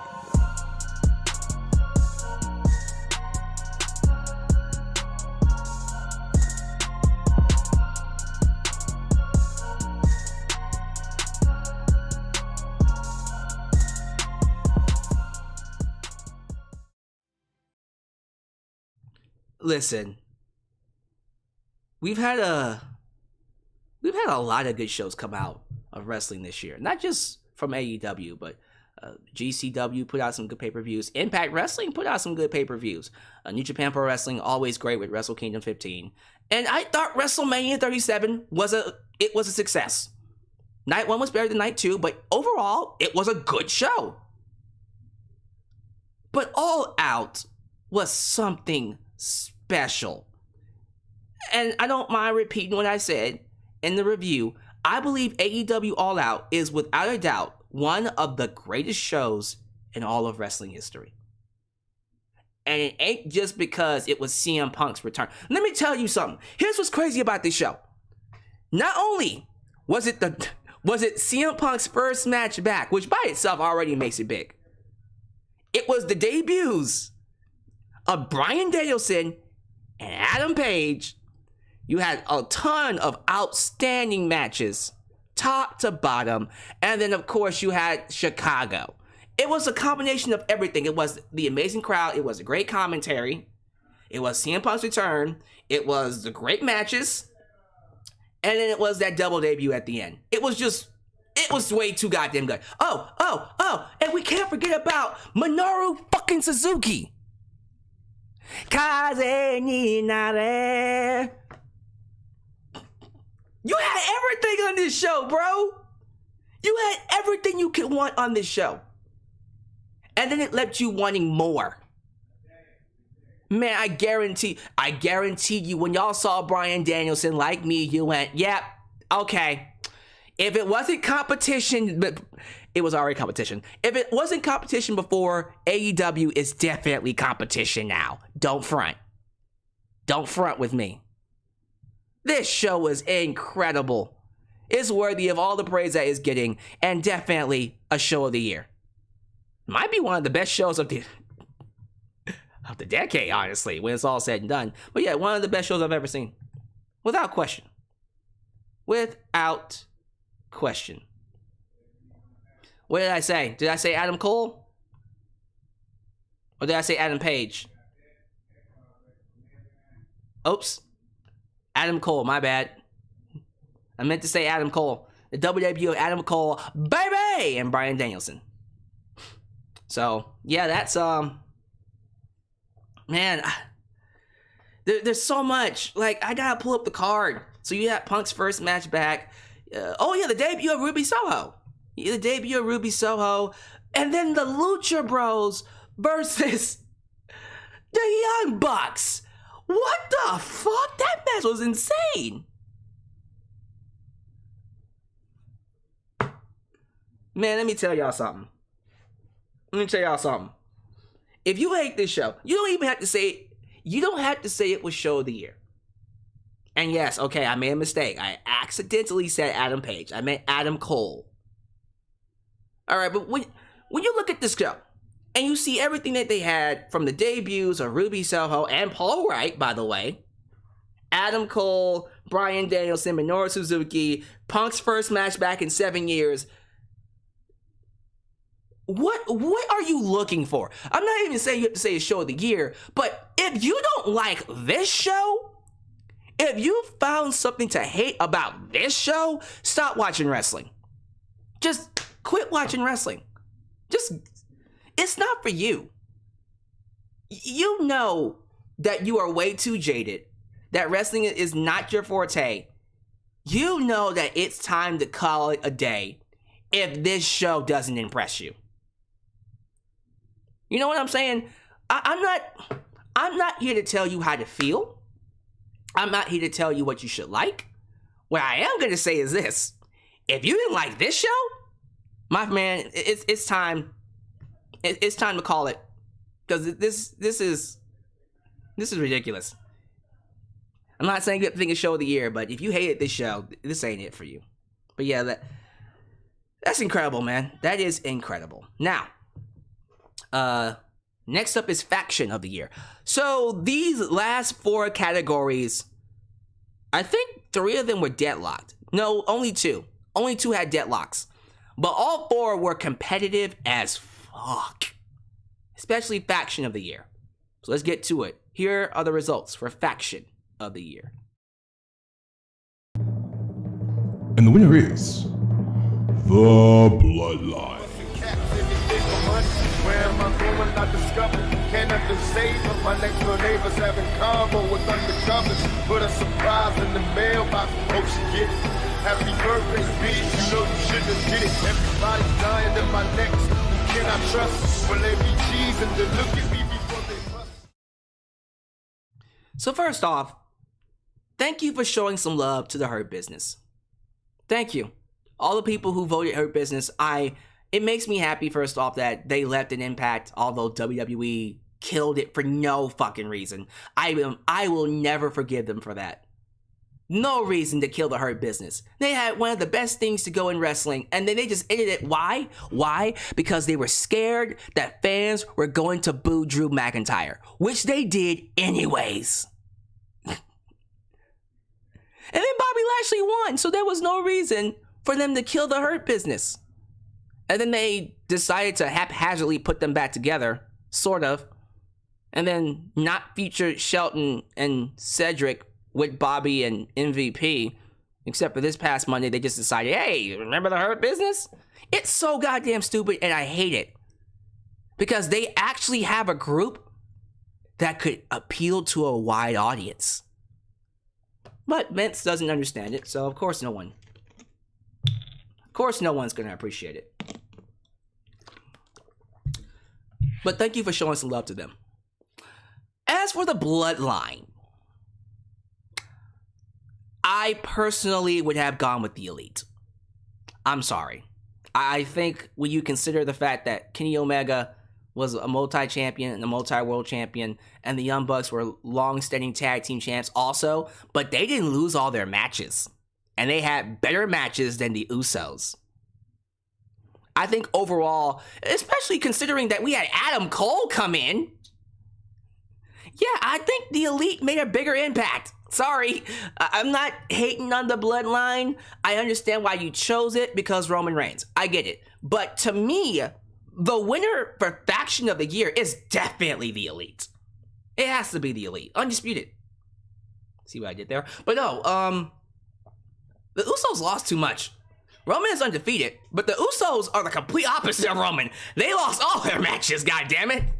They lose more as tag team champs than they did when they were tag team champs. So as a faction, it's not the strongest.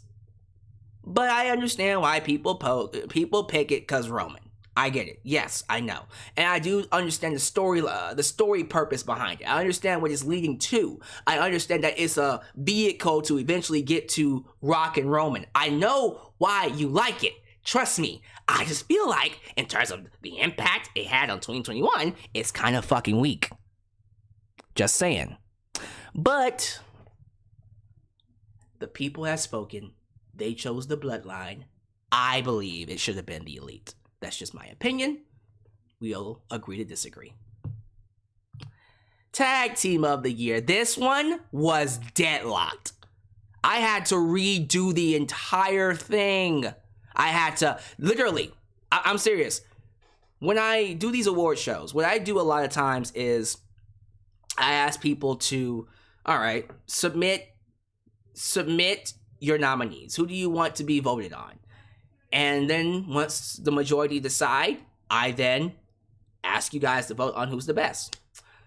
With this category, it got deadlocked so many times. I had to start over and ask for new nominees and then get them to vote on it.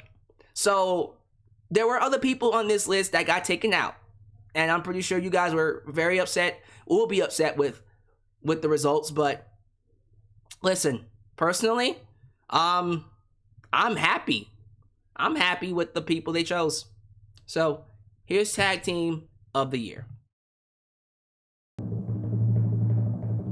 And the winner is the Young Bucks.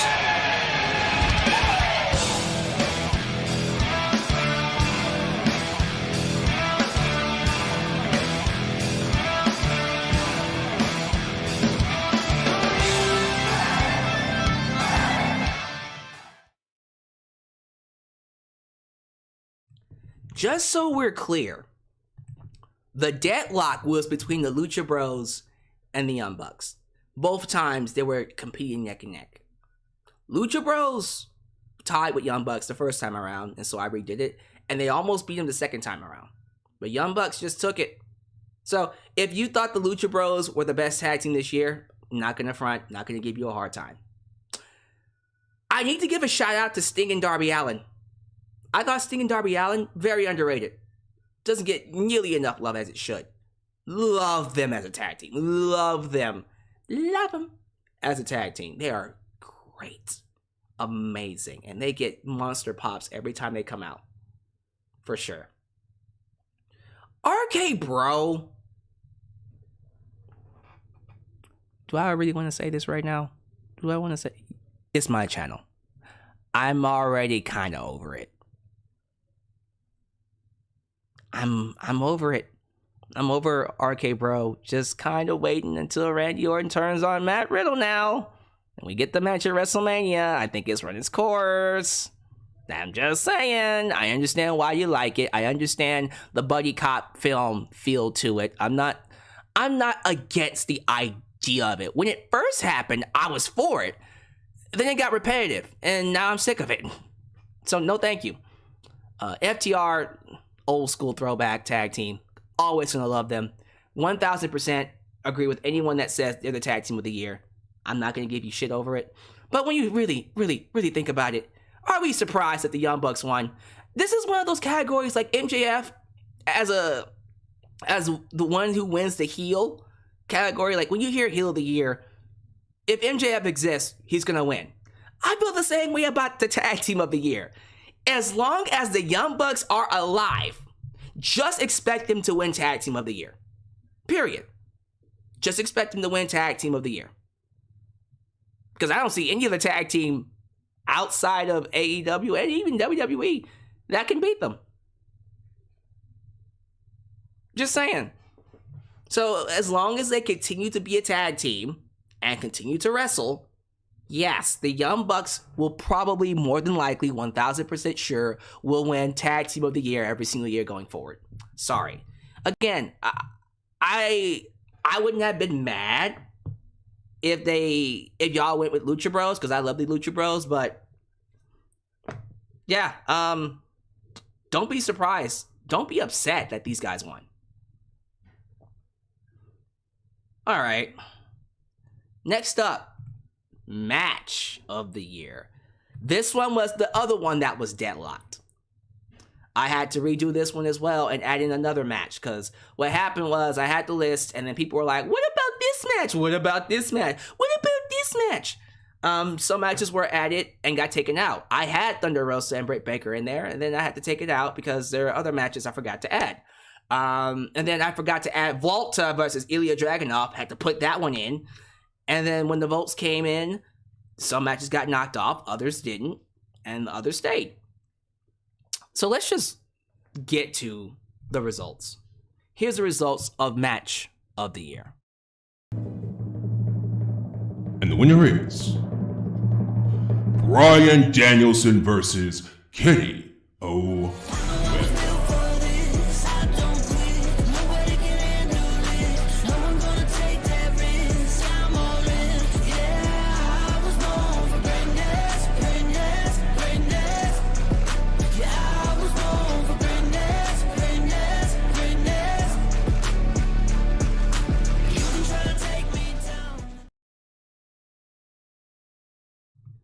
I remember talking about this match when it first happened, and I think the match I compared it to was Rock versus Hogan at WrestleMania 18.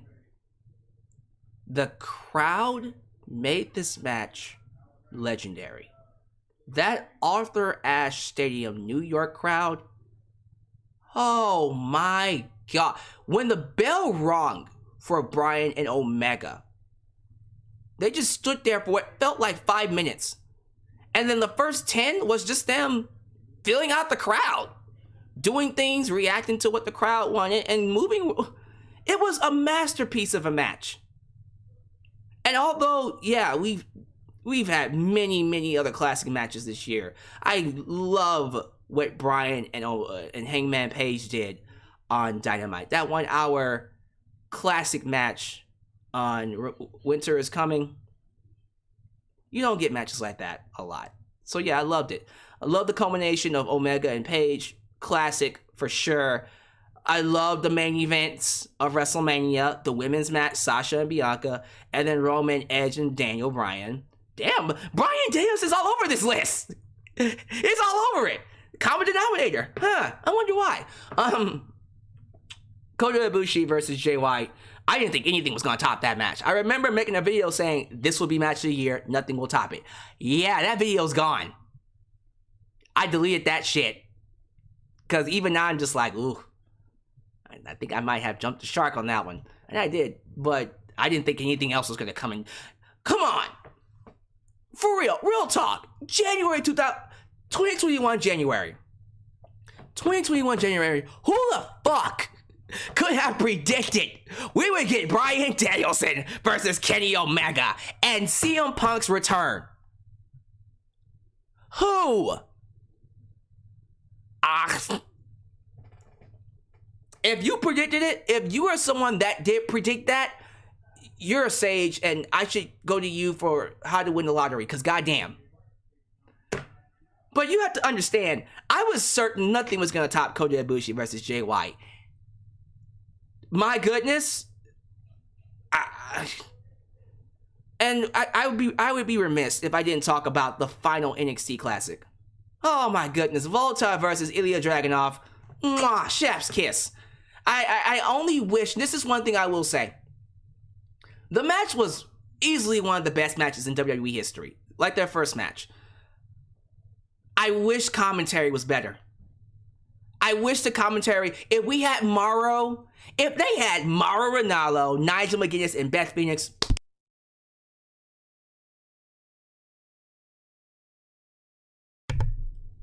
Uh-oh. Hey, can you guys hear me? I think I cut myself off by accident. Did I cut myself off? I think you guys can hear me now. Okay, let me try that again without cutting off the mic. If we had Nigel McGuinness, Mauro Ranallo, and Beth Phoenix, maybe we'd be considering that. I would definitely be considering that as a match of the year, as the match of the year. The commentary was not there. It was here for Omega and Bryan. What made this match special? I didn't even feel the 30 minutes. You ever just watch a match and then go, wait, that was it? That was 30 minutes? What the fuck? It went to a time limit draw and you didn't feel it. Literally, when the match was over, it felt like it went 15 minutes, if I'm being honest with you. But no, yeah. Damn. It was a swan song to wrestling. And what's even crazier is that we're gonna get a rematch in the future. We're gonna get a rematch, y'all. Oh, I can't wait. Yeah. I can't dispute this. There's gonna be a disagreement on what match of the year is. I'm expecting it. I'm not expecting everybody to agree that this is the match of the year. I'm pretty sure others will say Sasha Banks and Bianca was match of the year. Others will say Roman, Edge, and Bryan was match of the year. Others will say Bryan and Paige was the match of the year. Omega and Paige was the match of the year. Hey, for me, I'm good with either one of those being match of the year, but I'm not gonna knock this match. This was outstanding, for sure. Someone mentioned Utami versus Sayuri. Hey, that was an awesome match too. But nah, man, I can't dispute this. I agree, 1000%. 1000%. And with that said, we have the final award. We have the Wrestler of the Year. Male, female, young, old. When you think about 2021, when it's all said and done, who do you believe will come out on top as the Wrestler of the Year? The best performer, man or woman who sold the most tickets, who had the best story, overall best segments, carried himself well. And when it's all said and done, who will come across as the guy? Who had the most main events? Who sold the most tickets? Who has the best stories? Who fits that category the most? I personally can only think of one man, but let's see what the audience had to say. So, the final award. Here you go. Wrestler of the Year. And the 2021 Wrestler of the Year is Roman Reigns. Well, hell can't be worse than this, cause I'm Ladies and gentlemen, acknowledge him. Yes, the Wrestler of the Year is Roman Reigns. And here's the thing, even though the fans voted, if it was up to me, yeah, he would be my Wrestler of the Year too. Now, Sports Illustrated PWI Insider 500 disagrees. They said Kenny Omega is the Wrestler of the Year. This was Roman's year. Think about where he was. Real talk. Just follow me here. Think about where he was before he became the tribal chief. Think about it. Just real talk. Think about 2019, 2022. Jesus Christ. Not yet. Think about 2020. Think about 2019. Think about 2018. Think about where he was just a couple of years back.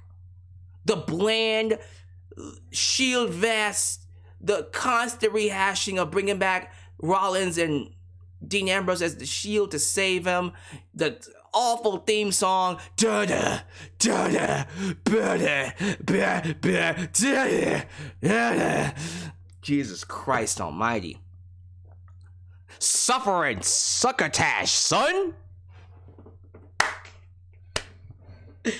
Oh my god. Like, really think about where he was. They sabotaged him so goddamn much, and they just kept on trying, and they kept on trying him as a top babyface. Main event WrestleMania, main event WrestleMania, main event WrestleMania, Brock Lesnar, Taker, Brock Lesnar, main event, and then 1 year, okay, we'll take a break, Drew McIntyre.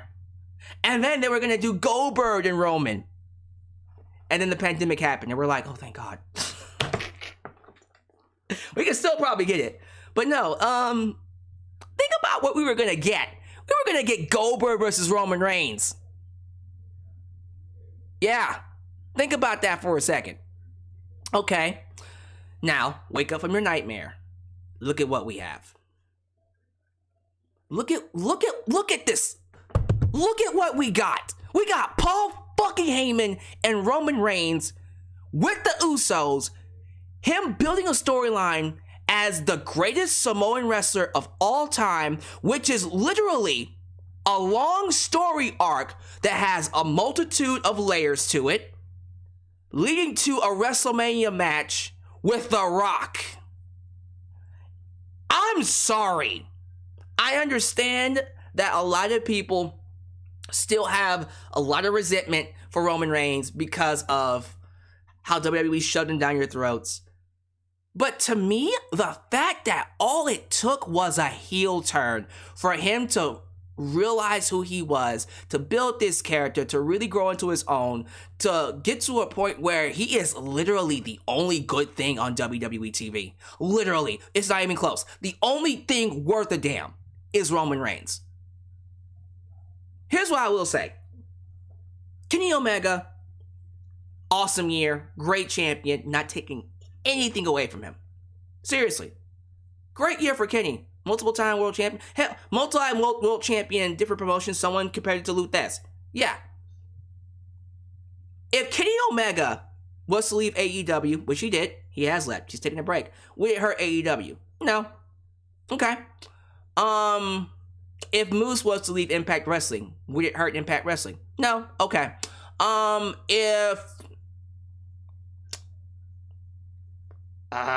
Who's the NWA World Champion? Not even going for world champions.